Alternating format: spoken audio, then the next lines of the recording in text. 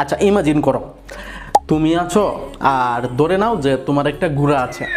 এখন তুমি কি করলা, অনেক টেনে হিচড়ে জোর করে ঘোড়াটাকে কোনো একটা নদীর পাড়ে নিয়ে আসলা।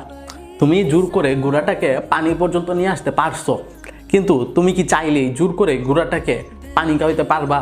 হ্যাঁ, ঘোড়াটা তখনই পানি খাবে যখন হচ্ছে তার পিপাসা লাগবে, তাছাড়া তুমি তাকে দিয়ে পানি খাওয়াইতে পারবা না। এই কথাটা কেন বললাম?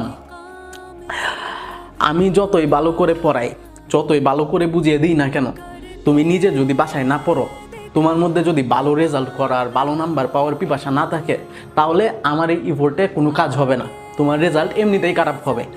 তো পরীক্ষার আর যত দিনেই বাকি আছে, তার আগে একটু ভালো করে পড়ে নে ভাই, পড়ে নে, একটু ভালো করে পড়ে নে।